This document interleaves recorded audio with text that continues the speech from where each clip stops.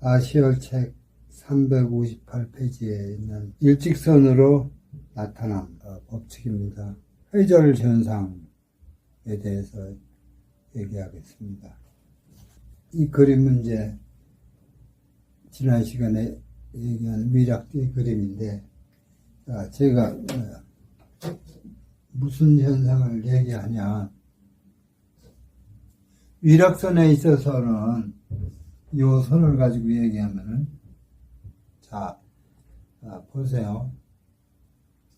이 선에 문제가 있고 아프고 아시얼이 나타날 때 어떻게 나타나냐, 그 나타나는 궤적은 즉 이 위락선이 가는 통로를 의미하는 겁니다.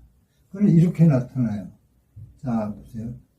이 팔에 여기에 아시얼이 생깁니다. 또 이 자리에 생깁니다.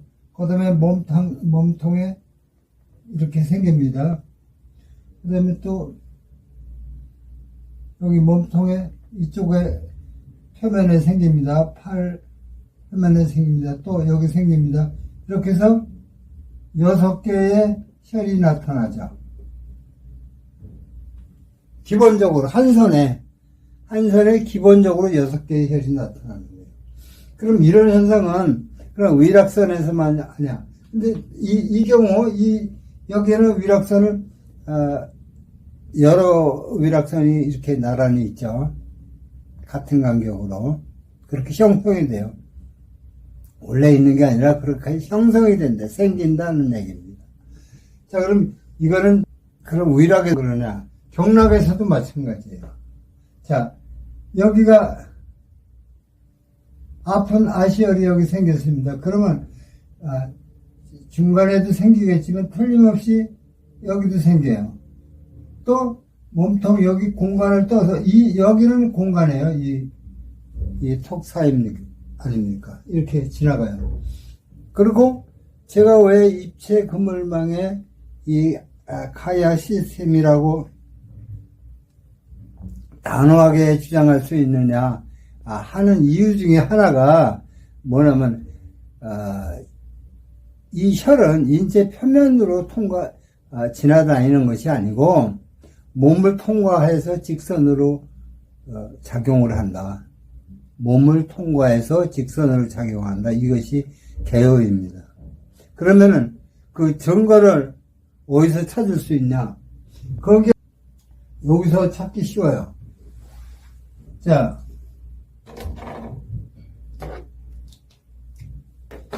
경락선의 경우 여기에 아시얼이 생겼으면 여기는 이제 이와 같이 또 아시얼이 또 생겨야 됩니다. 하나, 둘, 셋, 넷, 5개는 포함해서 생기죠. 그러면 이 혈이 왜 이 머릿속으로 우리 인체 내부로 직선으로 통과한다고 얘기할 수 있냐 하면은 그 중에 하나가 여기에 우리가 혀가 이렇게 있을 거 아닙니까? 혀. 이거 혀예요. 그러면은 여기에 아시얼이 생긴다는 얘기예요. 여기 아시얼이 생겨요. 다른 데서는 찾아보기도 힘들고 증명하기도 어려운데 혀에 생기는 아시얼을 보고 경락선도 이와 같이 몸을 통과해서 직선으로 작용을 한다. 이렇게 반환하고 단적으로 주장하는 거예요. 이 부분은 특별한 검증이 필요치 않고 실제로 사람을 놓고 보면 얘기해요. 예를 들어 이 사람이 혀에 아시얼이 생겼으면은 틀림없이 이마 위에 여기 어디 아시얼이 생겨 있습니다. 마찬가지로 턱 밑에도 생겨 있어요. 그런가 하면은 여기 가슴 위에도 생겨 있어요.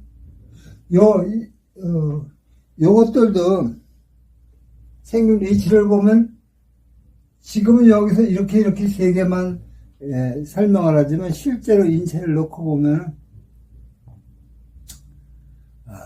여기 생기는 위치에서도 균등의 법칙을 적용할 수 있어요. 지금은 이 그림만 가지고는 설명하기 어려운데 실제로 실물을 놓고 얘기하면 여기서 이렇게 아시엘이 생길 때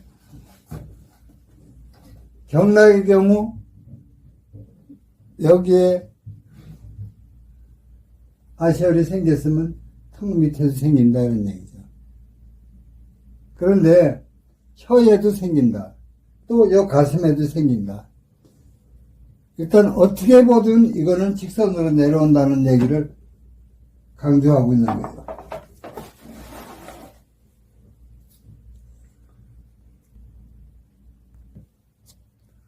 그래서 경락혈이든 위락혈이든 우리가 혈을 찾아야 문제를 해결하는데 이 혈을 찾을 때 의심을 갖지 말고 이 혈이 직선으로 배치된다는 것을 염두에 두면 돼요. 가로, 세로, 직선으로 아시혈이 배치된다. 또 오늘 얘기의 중요한 점은 뭐냐면 이 카야 시스템에서의 이 가로, 세로 선의 구성은 몸체의 생김새와 관계없이 직선으로 이렇게 연결돼서 작용이 된다. 이 부분을 확실히 인식해야 돼요. 이런 부분을 이제 중요한 법칙들을 몇 가지 알면은 전체 카야 시스템의 구조를 보는데 문제가 없어요. 그런데 여기서 또 이제 재차 얘기하는 부분인데 그러면 인체의 이 많은 경락, 위락, 선, 또 아시혈들 이게 그럼 그 인체 전체가 다 혈자리고 혈이 생기냐? 그게 아니고 인체에 필요한 부분만큼 가까운 데서 먼저 생기는 거예요. 어깨가 아프면 어깨 아픈 주변에서 아시혈이 가로 세로 행렬을 맞춰가지고 명백하게 생겨요. 이거는 말하자면 브로카돼서 생겨난다 이렇게 보면 돼요. 그리고 그 생기는 순서가 있고 아시혈이 드러나는 숫자가 있다. 숫자에 따라서 아프고 덜 아프고 더 아프고 이 문제가 결정되는 거고 그 아시혈의 아픈 자리를 어떻게든지 자극을 하면 거기다 열을 가하든 아프게 하든 침을 넣든 어떠한 자극을 줬을 때 변화가 있다.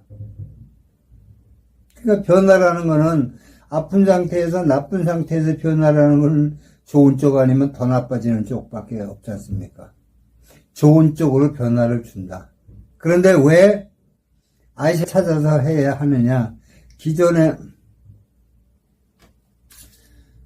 경락 이론에 그 혈가지 부족하다, 미흡하다 이런 얘기예요. 아이 찾아서 하는 건 일단 혈자리는 그 사람의 상태에 따라서 모두 다 찾아낼 수 있다 이런 얘기예요. 확률이 높아지는 거 아닙니까? 그러니까 제가 기존의 어떤 요법보다도 초격차의 결과를 기대할 수 있다 이렇게 얘기하는 거예요. 기존의 어떠한 요법보다도 초격차의 결과를 기대할 수 있다. 오늘은 이 얘기는 여기서 정리하겠습니다.